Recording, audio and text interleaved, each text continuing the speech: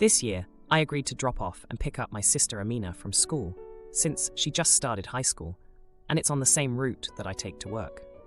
But from week 1, Amina has not been respecting my time and has forced us to leave the house late. It's not as if we're late because she's brushing her teeth or doing something else she needs. She's putting on makeup. She can do that in the car or in the bathrooms at school. I recently got reprimanded at work because Amina wouldn't hurry up, and I ended up being 30 minutes late. Luckily, nothing went on my work record. But enough was enough for me with Amina. I told Amina about what happened and that I wouldn't be driving her to and from school anymore. Amina begged me to give her another chance, but I said no. I've already given her enough chances and talks about why it's important that we leave on time, and she didn't treat them seriously. I'm not going to risk my job anymore. My parents respected my decision and contacted a carpool that was willing to pick up and drop off Amina. Amina was added to the carpool's group chat, and now she's begging me to reconsider because this girl Taylor is in the same carpool. Amina and Taylor had some kind of boyfriend drama last year, I guess. Amina did explain what happened a few times to me, but I still don't fully understand if I'm being honest. I don't really think it matters anyway. Taylor hasn't been bullying Amina, they just don't like each other. I told Amina, just don't say anything to Taylor, and Taylor won't say anything to you. You're going to be on your phones anyway. You can just ignore each other, and there shouldn't be any issues. Amina insisted that she wasn't comfortable having to be around Taylor twice a day, but I just told my sister that I didn't care. Sometimes you're going to have to be a bit uncomfortable, but part of life is learning to deal with it and move on. Today I had to tell Amina again that I wasn't changing my mind, and she sarcastically told me that I gave her a great gift for Christmas.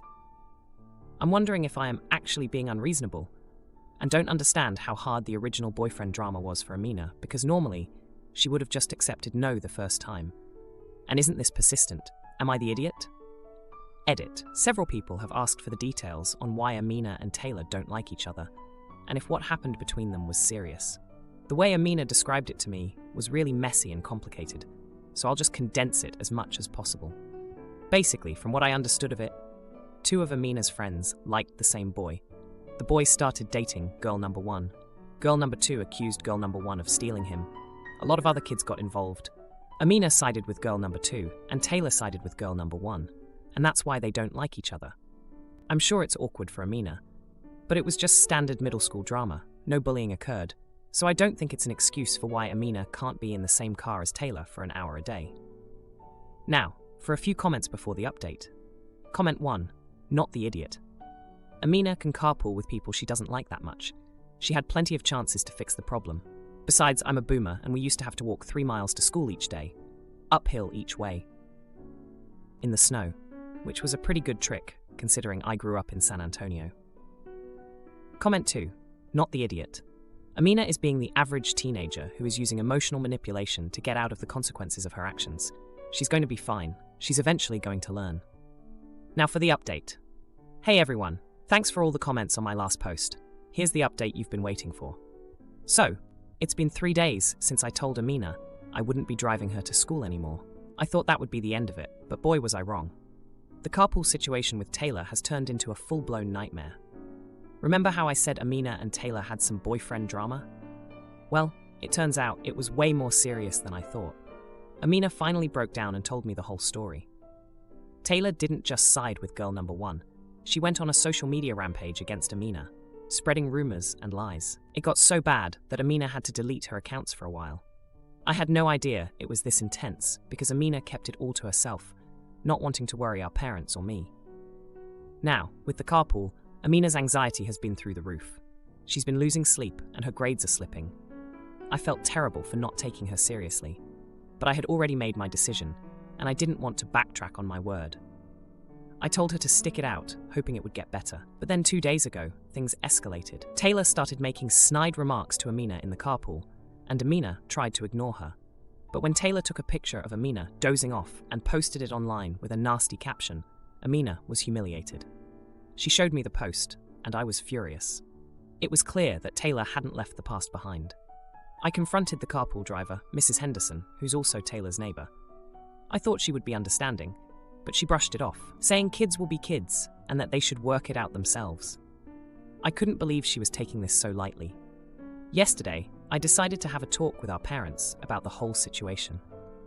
They were shocked to hear about the online bullying and agreed that Amina shouldn't be in that carpool. They were disappointed in me for not stepping in sooner and for not recognizing the signs of Amina's distress. Feeling like the worst brother ever, I decided to take action. I went to Taylor's house to talk to her parents, hoping they would understand and talk some sense into their daughter. But when I got there, Taylor's mom was defensive, claiming Amina was the one causing trouble. She even accused Amina of trying to steal Taylor's friends. I was stunned by her audacity and left feeling like I hit a brick wall. This morning, things came to a head. Amina refused to go to school, saying she couldn't face Taylor or the carpool. I realized then that I had to do something drastic. I called my boss and explained the family emergency, and thankfully, he was understanding. I decided to drive Amina to school myself, at least until we could figure out a better solution. On the way to school, Amina opened up about how much my support meant to her. She had felt alone in dealing with Taylor and was grateful I finally stepped in.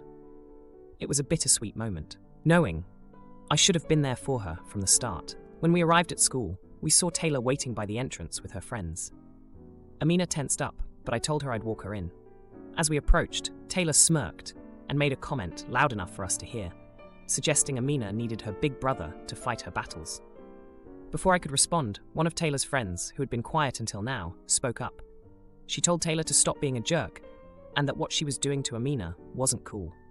Taylor was taken aback, and her friends started murmuring in agreement. It seemed like Taylor's reign of terror was finally coming to an end. Amina looked at me, a small smile on her face, and for the first time in days, I saw a glimmer of relief in her eyes. We walked into the school together, and I promised her I'd be there to pick her up after school, no matter what. As for the carpool, Mrs. Henderson called me later to apologize. She had talked to the other parents, and they all agreed that Taylor's behavior was unacceptable. They decided to set some ground rules to ensure a respectful environment for everyone.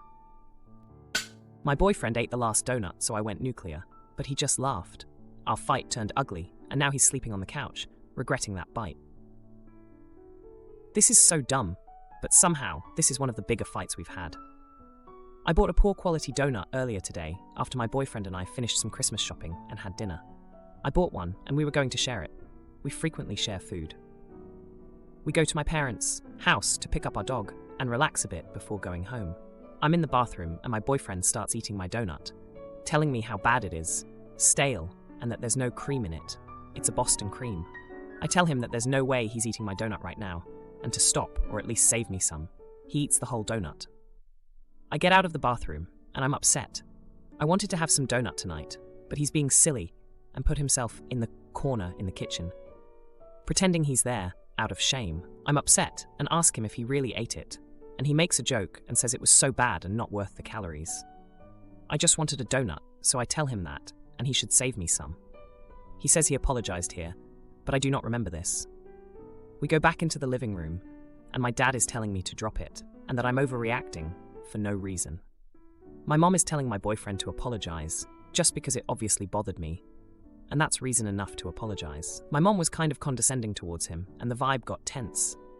I don't want to start some dumb fight over nothing, so we say our goodbyes and leave.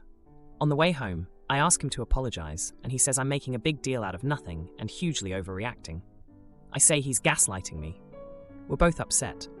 We get home and keep talking about it in circles. I just want an apology to end it, and he starts yelling that I'm being a 5-year-old and that I made a scene in front of your parents, and that I'm overreacting so badly he doesn't recognize me.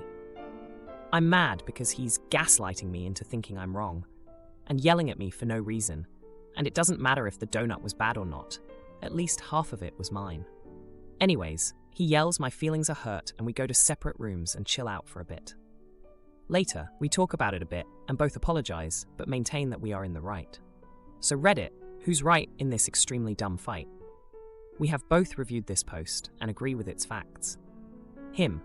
He claims he wouldn't have been mad if I ate the last Oreo, as an example, and that I dragged it out for too long, meaning my anger because it was just a donut. He says that he felt singled out by my mom, and that's worse than the donut. Edit. Boyfriend insists I add that we've been together for 8 years, and that if this happened a month into our relationship, he agrees it would be psychotic. But what's a donut or two after 8 years? Update. He bought me a box of 6 donuts the next day, my favorite ones, and he apologized. All is good, but thanks, Reddit. Now for a few comments before the update. Comment 1. Not the idiot. He ate your half of the donut. He knew you were meant to share it. He then made excuses for eating the whole thing, and then tried to blame you for overreacting, and tried the old, I wouldn't be mad if you did the same. You know he would be. He owes you a donut, or a donut equivalent. Comment 2. Not the idiot. 1. Because he ate your food. 2. Because he's the one dragging it out and trying to deny he messed up. I don't know if this counts as gaslighting, but it is definitely a bit of Darvo. Now for the update. Hey everyone, a lot has happened since my last post about the infamous donut debacle. I never imagined I'd be back here with an update, but here we are. So, after the last incident, things were pretty smooth between my boyfriend and me. We moved past the donut drama, and life went on as usual. We've been together for 8 years, and we've had our fair share of ups and downs, but nothing quite like this. Now let's fast forward to about a month ago. My boyfriend and I were at my parents' house for a family dinner. It was a typical evening, filled with laughter and stories from the past. My mom, as always, was the perfect hostess, making sure everyone's plates were full. My dad, the eternal joker, was in his element, cracking jokes and keeping the mood light. As the night went on, my boyfriend excused himself to go to the kitchen. I didn't think much of it until I heard a commotion. I walked in to find my boyfriend and my mom in a heated argument. Apparently, my mom had made a comment about the donut incident, teasing him about it. My boyfriend, who had been feeling a bit sensitive about being the butt of the joke for so long, didn't take it well. The argument escalated quickly, with my mom insisting it was all in good fun and my boyfriend feeling disrespected. I jumped in, trying to mediate the situation, but the tension was thick. My dad tried to lighten the mood with a joke, but it fell flat. The evening ended on an awkward note, with my boyfriend and I leaving earlier than planned. On the drive home, we were both silent. The air was heavy with unspoken words. When we finally spoke, it was clear that we were both hurt. My boyfriend felt like my family didn't respect him, and I felt torn between the two sides I loved. We spent the next few days avoiding the topic, but it was like an elephant in the room. Finally, we sat down to talk. It was a long and emotional conversation, with both of us expressing our feelings and concerns. We realized that we needed to find a compromise, a way to move forward without hurting each other or our families. The compromise we came up with was simple yet effective. My boyfriend agreed to let go of the grudge he held against my mom's teasing, understanding that it was her way of showing affection. In return, I promised to stand up for him if the teasing ever went too far, ensuring that he felt supported and respected. But that's not all. The real test of our compromise came just last week. We were back at my parents' house for another family gathering. This time, the atmosphere was different. My mom, aware of the previous tension, was more mindful of her comments. My boyfriend, on his part, was more relaxed and took the jokes in stride. The evening was going well until dessert was served. You guessed it, donuts. My heart skipped a beat, worried that this might trigger old arguments. But to my surprise, my boyfriend reached for a donut, took a bite, and with a smile, offered it to me, saying, "Want to share?" The room went silent for a moment before erupting into laughter. It was a moment of healing, a sign that our compromise had worked. We had turned a sore point into a shared joke, strengthening our relationship and our bond with my family. As we left my parents' house that night, my boyfriend squeezed my hand and whispered, "Thanks for having my back." I smiled, knowing that we had both grown from the experience. Parents explode over baby's room, so I stand firm, and Dad clears the clutter. Our holiday ends with unexpected promises. I am a 32-year-old female, and I moved away from my home state about 5 years ago. In June of this year, my husband, 33-year-old male, and I welcomed a baby boy. He is the first and only grandchild on my side.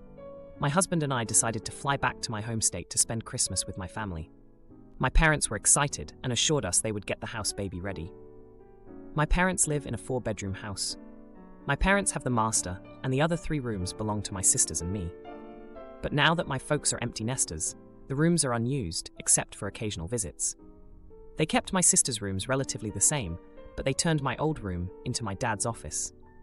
I was a little sad, but it's not my home anymore, and I don't get to dictate how other people utilize their house. But in my 11 by 8 foot childhood room, there is now a queen-size bunk bed, dresser, desk, chair, and side table. That alone makes it cramped. But since my dad is very disorganized, there's usually also paperwork on every surface, including top bed bunk, and random crap from the house. It's basically a storage closet with a bed. It's so cluttered that the floor isn't even visible most of the time. 2 weeks ago, I asked if we could not stay in my old room. My parents didn't even entertain it. They said that's where I've always stayed when I visited, and I've never had an issue with it. I've always taken issue with it. I just never said anything. I explained that there is no room for 2 adults and a pack and play in there, but my mom just said they would make it work. The next day, my mom sent me a picture of the room with a pack and play in it. The bed took up the last bit of floor space. I showed it to my husband, and we agreed that would not work for us. I let my parents know that we would figure something else out. But after looking into local hotels, we decided to cancel the trip altogether. My parents live in a very touristy place, and getting a hotel for a week on short notice was more than we could afford. I broke the news to my parents, and they were not happy. They said I was overreacting and the room would be fine. I told them we would miss them, but we couldn't afford a hotel, and in order for the room to be usable, the floor would have to be at least a little visible. They asked if that meant we would never be visiting, and I said, I don't know if we will never visit, but I do know we will never stay in that room as long as it's in that condition.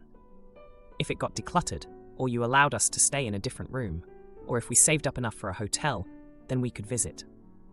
Now my entire family is mad at me. My parents told the extended family we were coming, and now they have to tell them we are not. They're also sad they won't get to see their grandson like they planned. My sisters are also calling me entitled for being picky about a free place to stay and expecting one of them to take the crappy room. Am I the idiot? Now, for a few comments before the update. Comment 1. Not the idiot.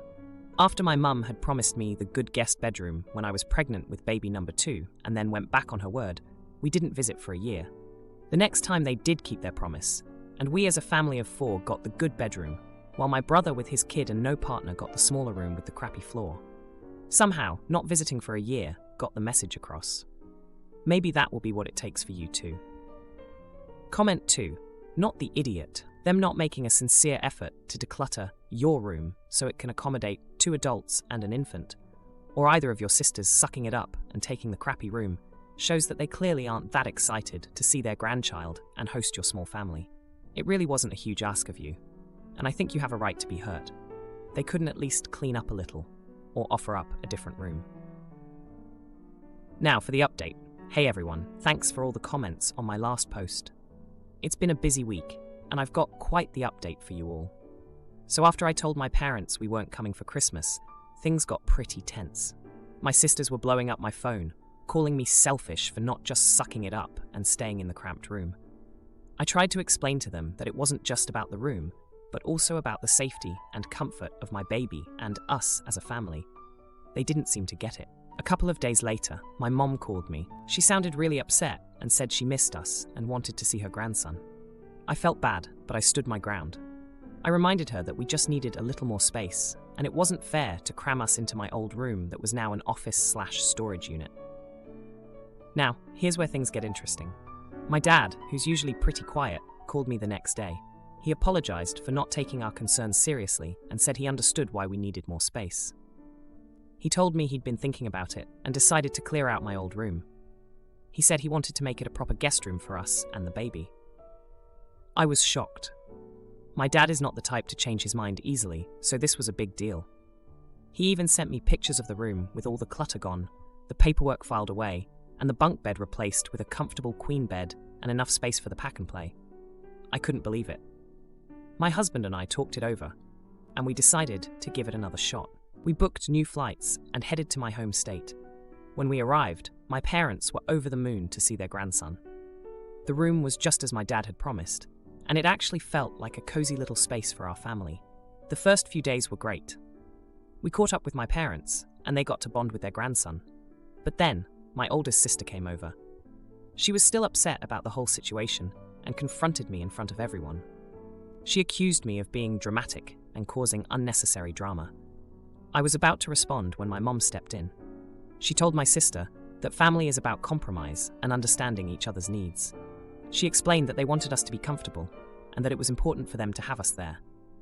My sister was taken aback, and I could tell she felt a little guilty. The rest of the visit went smoothly.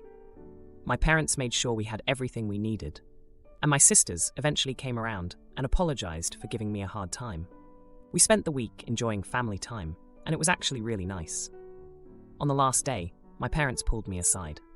They thanked us for coming and said they were sorry for not listening to us sooner. They promised that from now on, they'd make sure we always had a comfortable place to stay when we visited. As we packed up to leave, I felt a sense of relief. It had been a stressful couple of weeks, but in the end, my family came together.